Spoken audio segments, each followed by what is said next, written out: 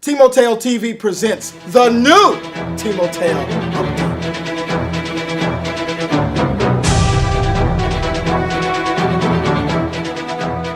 This is Timoteo Update, a program which will guide and inform you about the world's greatest flag football league, with expert analysis from Timoteo's greatest minds. With your new host, Eric Moore, Buddy Martinez, and the one and only Chris Law. This is the new Timoteo Update. Welcome to Timoteo TV. I'm Eric Sugarmore, and I'm here with Timoteo's best, Buddy Martinez, Leo Mota, and Chris Lahr. You guys might notice I'm wearing this despicable hat. Gross. Looks good on you too. And you know, I'm wearing it due to the fact that the Cow Chicks ran my Panthers off the field Saturday, man. And we ran off the field licking our wounds. And it's true. The Cowboys, I don't know what to say, man. Real deal. All I can say is you guys saw the rally prediction, and I predicted the Cowboys and the Panthers in the Urban Bowl. So stay tuned to that. But, hey, there were some other games that were going on Saturday, and we watched the Ravens squeeze a win over the Lions, man. I mean, that was close. The Seahawks narrowly escaping a loss from the Cardinals. And the Raiders, without their quarterback, Josh, take a win and edge the Buddy Ryan Martinez Packers, man. I'm shocked. And the Moses-driven Vikings, man. I mean, what else can we say about that kid Moses, man? But Phenomenal. Hey, I mean, what do you guys think about last week's play, man? Timoteo has finally arrived. It is finally a legit league. It's not just a bunch of have and have-nots. It's people fighting each other, I mean, in a good way. But, I mean, it's battles each week, and it's incredible. I mean, you have teams that there's only one blowout this week.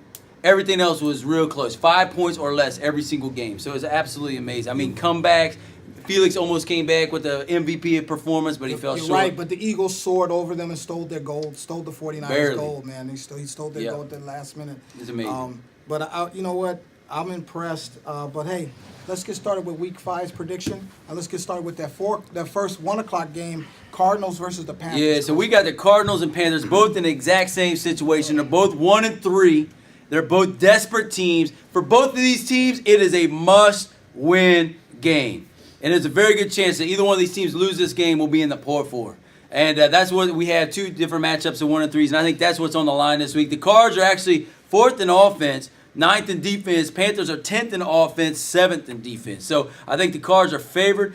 This week, I don't know what happened to RG6. He had a different jersey on, so RG10 was kind of doing his thing, but I don't know. They weren't able to pull through. The Cardinals, if you look at their schedule the rest of this year, they got the Raiders, the Eagles, and the Lions to close out the season. The Panthers had the 49ers, Ravens, and Packers. So Panthers actually have an easier road than the Cards. So this is a must-win for the Cards. But I'm going to say I've never been in this situation as a coach, 1-3, and I don't plan on staying here very long. We are taking our team to the next level. Cardinals, I'm coming for you. I'm not going to sleep until I win. All right? So we're going to win this game 20-18. Yeah, I got the Panthers winning this one 25-19. It's only because, you know, the Cardinals failed to close game, you know, and it's not even Hassan's fault. It's the fact that his receivers can't just hold on to the ball. Whenever it's like 3 seconds left on the clock, his receivers seem to drop the ball, and it looks like it's Hassan's fault, like Hassan can't close out games. So, you know, unless Hassan can come out with some receivers or his team learns how to catch, they will not be winning any games. And the Panthers will pull this one off 25-19. Yeah, the Cardinals, I mean, they've lost, I believe, maybe all of their games by 1 or 2 points this year. And so they've been in the battle every week. And I think maybe this is the week that they can finally pull another win through here. They got Xavier and Eddie and Rico getting hot a little bit. Like I said, they haven't been able to finish. But when they play, thank you, sir. But when they play, I mean, the softest defense in the league. I mean, you've seen what the Cowboys did to the Panthers. Yeah. They make all these noises, pushing and all that, but they definitely don't stop anybody. And they're soft. So, I mean, so the Cardinals, I'm going to take advantage of that soft defense the Panthers have, and the Suns are going to have a field day, and they're going to win 40-13. This ain't going to be a close contest. Panthers, they're done. This is where the Cardinals are definitely going to bury them this week. Pour 4, definitely. Wow. You've been Interesting. disrespecting the Panthers from beginning of week 1, and I'm taking exception to it, and I can't wait until we meet you guys the last game of the season. Hey, let's go to that next 1 o'clock Toilet game. bowl. I don't even want to look at Buddy anymore. Let's go to the next 1 o'clock game. Seahawks and Cowboys. Yeah, the Seahawks and the boys. All right, the boys are undefeated. The Seahawks with that win was a huge win. They are now 2-2. The Seahawks are 6th in offense, but surprisingly, they're 2nd in defense. That's little talked about. They're actually a 2nd in defense. Part of that is the Lions factor. The boys are 3rd in offense, 5th in defense. The boys have already clinched a playoff spot. They can do nothing else the rest of this year, and they've gotten into the playoffs already. The Seahawks, they have the Vikings, the 49ers, and the Ravens here on out. I think all 3 of those are winnable games. I don't think this is a must-win for the Seahawks. I think, in fact, the Seahawks are going to lose this game. I think the boys are too strong for them. They're going to be winning this game 33-18. Yeah, I got us, the Cowboys, picking off where we left off last week. Another blowout game, 45-18. Like, I don't think the Seahawks are that good. Like, Chris was hyping them up at the beginning of the year. I don't know why. Yeah, we're going to come out and win this one big. They're just not ready. Sorry. Yeah, I mean, the Cowboys are definitely soaring on all cylinders as they continue to just demolish everybody each week. You got a pretty good matchup this week. Some good speedsters. You got Chris from the Seahawks, who's saying he's the fastest in the league, and then you got Quentin from the Cowboys, who've looked unstoppable. So I mean, I'd like to see them definitely go at it this week. The Seahawks, I'm happy that they were able to come together and pull off that nice win last week. They're definitely gelling, but again, they're not at the level at the Cowboys, and they're not going to have a shot in this game. So I'm glad that they're able to get their second win, but this week's not going to be good. I mean, the Cowboys, they're throwing any which quarterback they went out there, and they were able to score at will. They said they brought their B players for the Panthers because that's the B talent that they went against last week. This week they said they're going to bring some, more of their players, and so I believe this game is going to be 65-18 Cowboys. Seahawks don't have a shot, and maybe next week they can come up with a third win, but not this week. Well, I know for a fact that, Leo, you're having a draft party at your house because a couple of your players are being drafted on Thursday? Yeah.